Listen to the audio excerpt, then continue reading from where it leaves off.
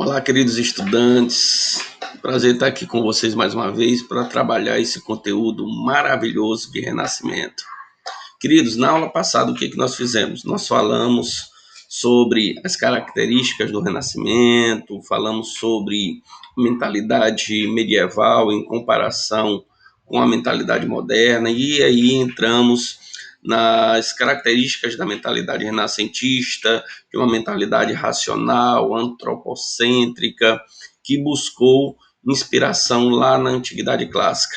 Então, dando continuidade ao nosso assunto, hoje nós vamos falar sobre a Península Itálica, ela ter sido a sede, o berço do movimento renascentista. Por que o Renascimento surgiu lá na Península Itálica? E por que estou colocando Península Itálica, queridos? Porque em pleno século XIV, XV, XVI, nós não tínhamos o país Itália. Por isso, é mais correto a gente falar de Península Itálica, tá bem? E nesse período, o que acontece? A Itália tinha todas as condições para o surgimento do Renascimento, lá na Península Itálica. Que pré-condições seriam essas? Vamos entender agora.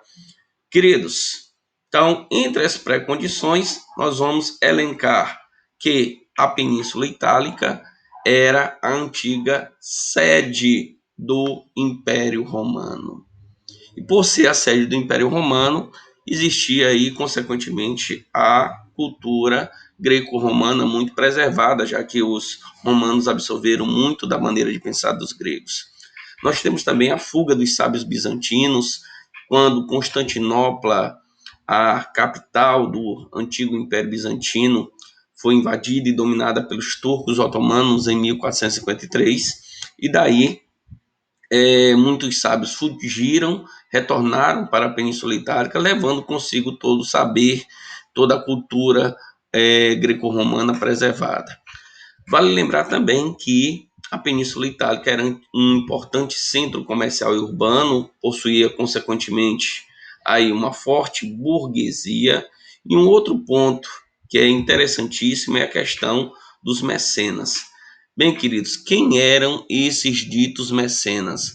Os mecenas eram patrocinadores da arte, do saber, do conhecimento. Então, o que eles faziam? Eles estimulavam a cultura, a arte, bancavam, patrocinavam estudantes para que eles pudessem desenvolver o conhecimento racional. Gente, falar de renascimento é falar de toda uma transformação dentro do campo, não apenas da arte, mas é falar de uma transformação dentro do campo da literatura, dentro do campo científico. E é isso que nós vamos estar mostrando aqui, os avanços, as transformações. Vale ressaltar, queridos, que, por exemplo, Nicolau Maquiavel, autor da obra O Príncipe, além de ser considerado um pensador renascentista, queridos, Maquiavel é um dos maiores teóricos do Estado absolutista, quando ele diz que o rei tudo poderia fazer sem precisar justificar as suas atitudes, as suas ações. Além deles, eu cito outros importantes literatos, como Giovanni Boccaccio, um dos patriarcas aí do Renascimento, o Dante, autor da Divina Comédia. Gente, Leonardo não foi só um grande pintor, Leonardo da Vinci foi um grande cientista.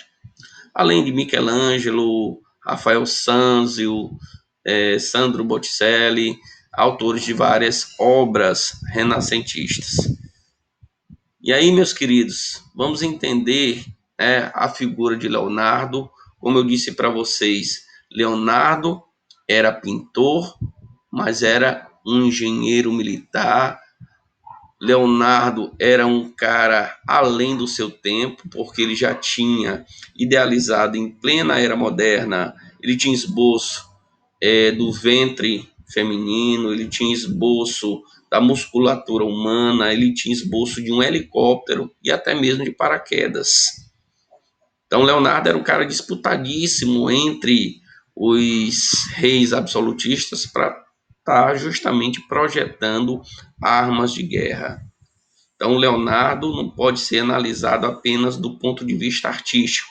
Ele era um espetacular cientista, porque na medida em que ele estava fazendo esboço lá do corpo humano, do próprio homem vitruviano, ele, consequentemente, ele estava fazendo estudos da anatomia humana para poder produzir suas obras. Então, existem esboços variados de Leonardo em relação à questão do corpo humano. Queridos, além disso, o que mais que a gente pode falar do pensamento renascentista? Vamos analisar aí, como eu disse para vocês, Leonardo enquanto cientista, mas enquanto um dos maiores homens da humanidade. E vamos pegar e entender também outros literatos. Gente, o Renascimento ele começa na Península Itálica, mas ele se expande para outros países da Europa em função justamente de quê? Em função do desenvolvimento da imprensa, que nós já falamos aqui em aulas anteriores. Na medida em que a imprensa se desenvolve, eu tenho a expansão do ideário renascentista. E um outro grande exemplo é a figura aí de William Shakespeare, autor de várias obras, entre elas Romeu e Julieta. Não tem como se falar de teatro na atualidade sem falar das obras de Shakespeare. E por que, que ele era considerado um pensador renascentista? Gente, porque ele quebra com os padrões do período anterior, da Idade Média.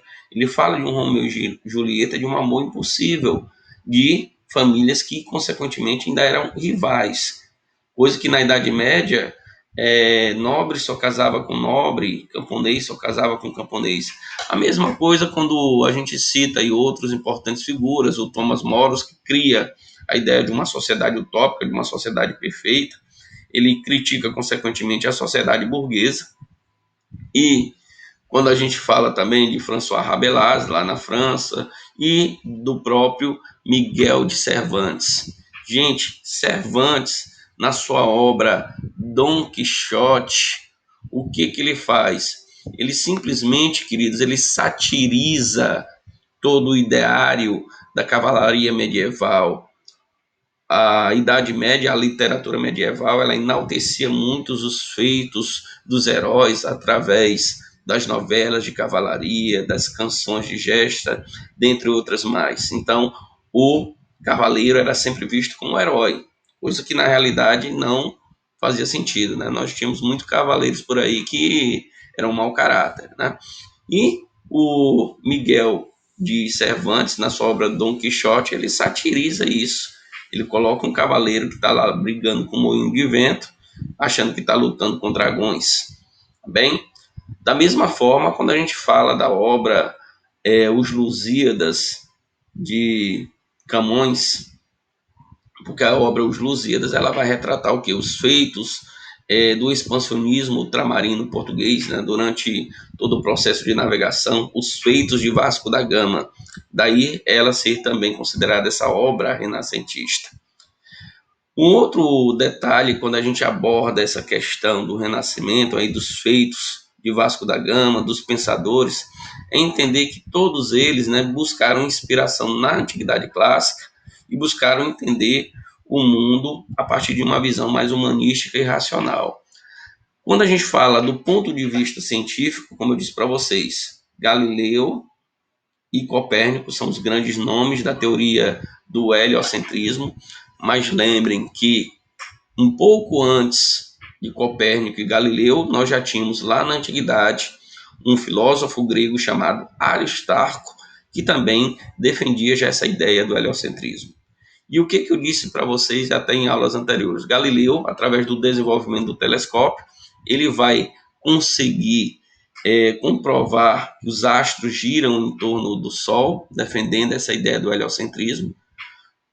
Foi obrigado a negar publicamente a sua teoria para não ir parar nos tribunais da Santa Inquisição. Bem, nós temos outros importantes personagens aí, além de Galileu, quando a gente fala do Kepler, Thomas Kepler, que Kepler, na verdade, ele confirma a teoria do heliocentrismo, mas vai dizer que os astros faziam uma órbita elíptica ao redor do Sol, tá? Porque o Galileu ele tinha uma ideia de uma órbita circular e o Kepler chega defendendo essa órbita elíptica. Assim como Miguel Cervet, William Harvey, que fizeram estudos sobre a dissecação aí do corpo humano, né? Estudos sobre a corrente sanguínea. E aí nós temos o exemplo também do esboço aí de um helicóptero que já era produzido por Leonardo da Vinci. Alguns pontos são importantes em relação ao Renascimento dentro do campo da arquitetura, porque ela buscava já uma valorização da racionalidade arquitetônica, uma harmonia racional, já buscando simetria, regularidade, riqueza na ornamentação. E quando a gente fala já do Renascimento dentro do campo das esculturas, se cita muito a figura de Michelangelo, um dos grandes nomes da escultura, né, quando se buscava retratar o naturalismo, porque compreender o homem e era, na mesma forma, compreender a natureza, era compreender o ser humano. Então, buscava a liberdade das posições e movimentos, buscava ter sempre o homem como tema central.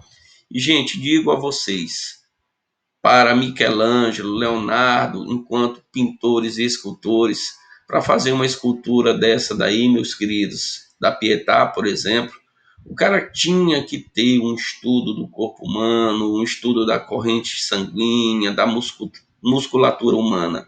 Ah, não tem como fugir disso.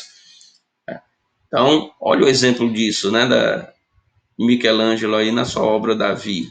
Então, quem já parou para olhar de perto essa obra vai perceber, né, que ele tem todo um traço humanístico da perfeição da obra, da corrente sanguínea, da musculatura que foi feita.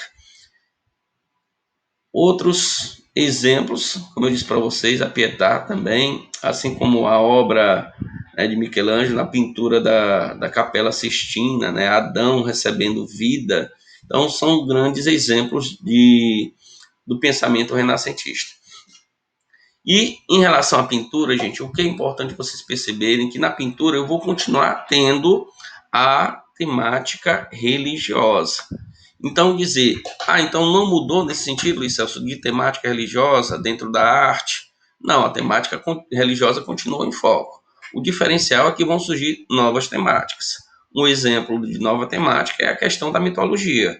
A deusa Vênus, que está sendo pintada aí, retratada ao fundo, é um exemplo do resgate aos valores do classicismo. Então, eu tenho uso também da técnica da perspectiva, que ela buscava trabalhar a pintura de forma tridimensional, com uma alternância de cores, geralmente cores que contrastavam entre o claro e o escuro, para dar a noção de profundidade.